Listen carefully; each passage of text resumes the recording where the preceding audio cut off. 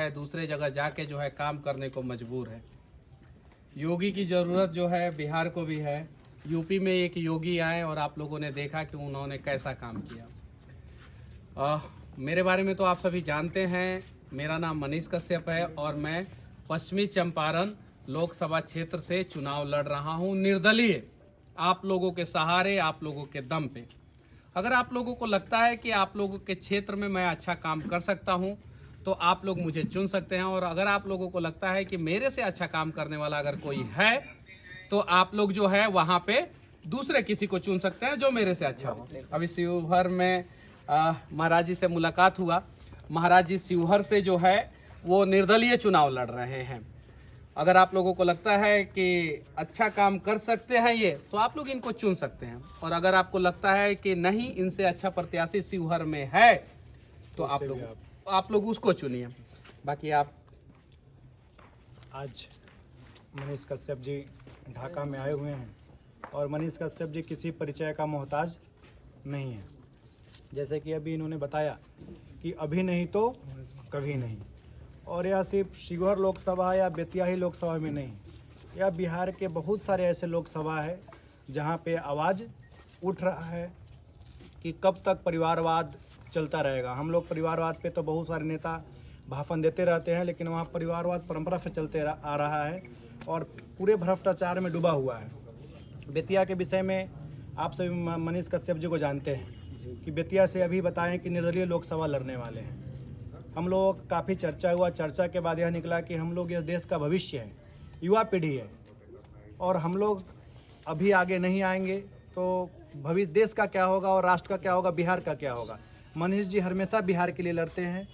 आपने इनका हर एक बार देखा होगा वीडियो, आपका मैंने वीडियो वहाँ तक देखा होंगे कहाँ कहाँ इंजीनियर से लड़ते हुए, यानी हमेशा संघर्ष किए हैं, लोगों के लिए लड़ा है। अभी आपने देखा होगा रास्ता भी लगा इनके ऊपर। फिर भी जब एक आपको ले जाया जा रहा था, वहाँ से आपका एक वीडियो आया था कि मैं बिहार के लिए लड़ूंगा और किसी को नहीं छोड़ूंगा। ये शब्द पूरे भारत में एक भावुकता से गुंजा था।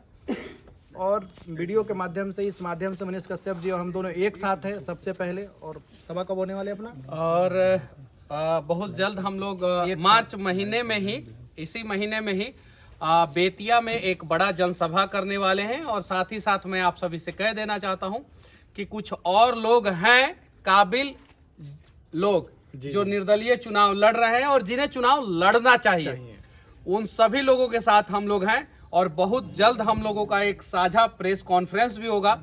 और हम 40 में से 40 सीट पे तो नहीं लड़ेंगे, लेकिन 40 में से 10 सीट पे जरूर लड़ेंगे। और 10 में से कुछ तो जीत के जरूर जाएंगे। हम ये नहीं कहेंगे 400 पार या 500 पार या 300 पार या 40 में 40। हमसे जितना होगा उतना जीत के जाएंगे। और हम लोगों में से जितने लोग जीत के जाएंगे, वो सिर्फ और सिर्फ बिहार और बिहारियों के लिए लड़ेंगे। और जब उनका आवाज सदन में गूंजेगा तो बिहार के समस्याओं का समाधान होगा। बहुत जल्द हम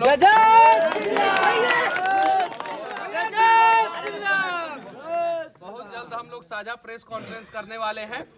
और उसमें जो है हम लोग और भी बहुत सारे मुद्दा हैं, बहुत सारे प्रत्याशी है, उन सबको सामने लेके आएंगे और मुद्दों पे सामने आएंगे। और जो हम लोग घोषणा पत्र जारी करेंगे, चाहे वो शिवहर में हो या बेतिया में हो, स्टाम्प पेपर पे लिख के घोषणा पत्र जारी करेंगे, स्टाम्प पेपर पे, कि हम लोग ये काम करेंगे।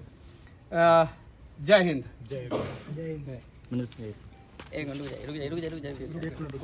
बिहार को बदलना है और अभी नहीं तो कभी नहीं।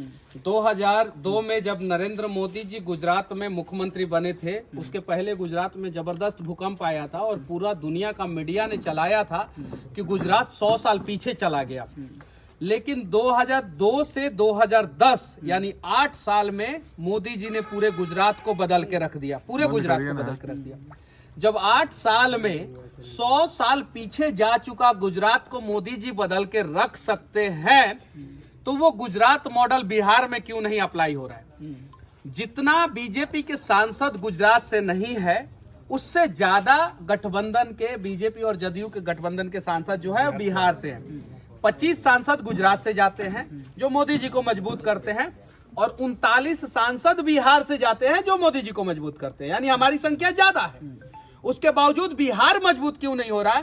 क्योंकि गुजरात से जो जीत के जाते हैं मोदी जी को मजबूत करते हैं और साथ में गुजरात को भी मजबूत करते हैं। क्योंकि गुजरात के विषय में बात करते हाँ, और हमारे यहाँ से जो जीत के जाते हैं वो मोदी जी को तो मजबूत कर देते हैं, लेकिन उसके बाद से हमारे यहाँ के लोगों को भूल जाते हैं। हम दावे के साथ कहते हैं कि हम देश के प्रधानमंत्री को कहीं कमजोर नहीं करेंगे। हम चाहते हैं हमारे देश के प्रधानमंत्री खूब मजबूत हो, और आप लोग जो सोच रहे हैं वही हम लोग भी सोच रहे हैं। बहुत सारी चीजें हम लोग बोल नहीं सकते हैं, लेकिन हम वादा करते हैं कि गुजरात मॉडल बिहार में लगाएंगे, क्योंकि मोदी जी का गुजरात मॉडल हमें बहुत प्यारा है और हम चाहते हैं कि मोदी जी का नाम जो है बिहार में बदनाम ना हो और लोग कहे कि हम लोगों ने बिहार का भी विकास जो है गुजरात के तर्ज पे किया। और बिहार भी जो है 8 साल के बाद 10 साल के बाद जब हमारे यहाँ के युवा हों तो वो यहाँ पे किसी कंपनी के मालिक हो, नौकर नहीं, और गुजरात के लोग आके बिहार में नौकरी करें।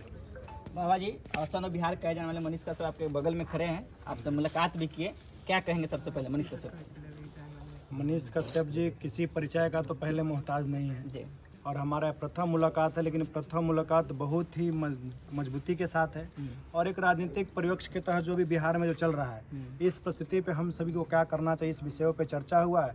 जैसे कि उन्होंने बताया कि बिहार का विकास क्यों नहीं हुआ, तो बिहार में किस प्रकार विकास हो, शिक्षा कैसे बढ़े, यहाँ पे लोग यहाँ से मतलब जो जाते हैं बाहर बिहार से काम करने का ट्रेन जाता है यहाँ से भर भर के, तो मजदूर का जो फैक्ट्री बिहार को बनाया गया है, आने वाला भविष्य में बिहार मजदूरों का फैक्ट्री न बने, सारे तथ्यों को लेकर उन्होंने बताया कि हम लोग का जब घोषणा पत्र जारी होगा तो स्टैम्प पैड पे लिख कर नोटरी कर जाहिर होगा कि हम जो बोल रहे हैं वो करेंगे।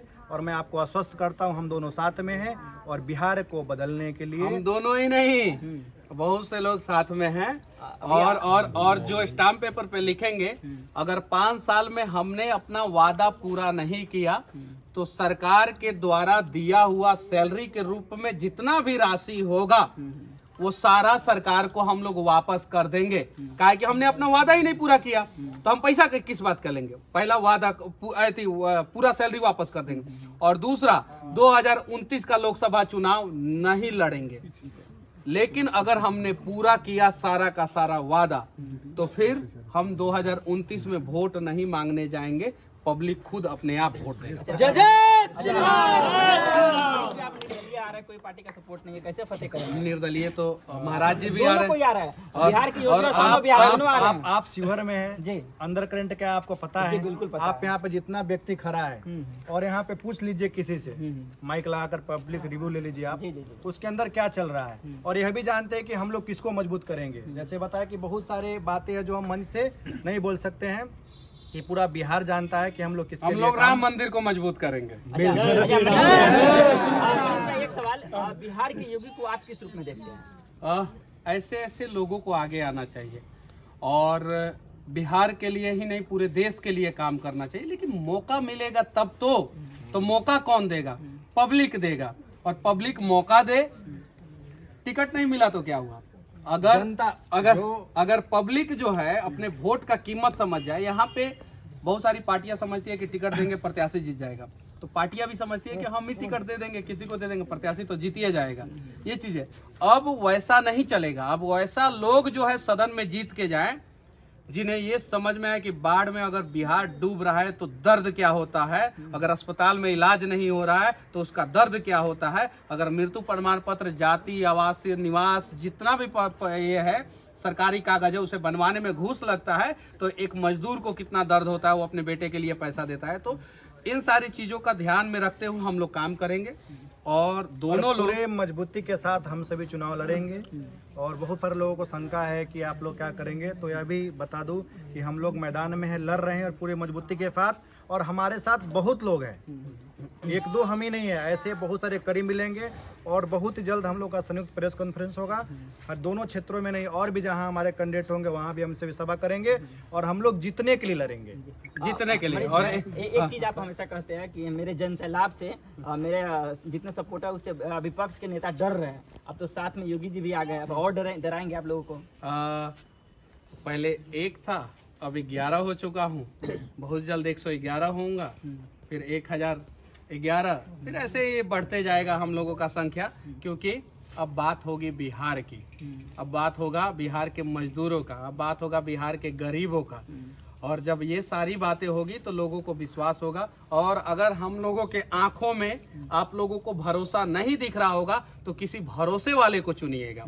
अगर हम लोगों के माथे पे जो है अगर बेवफाई आप लोगों को दिख रही होगी तो किसी वफादार आदमी को चुनिएगा।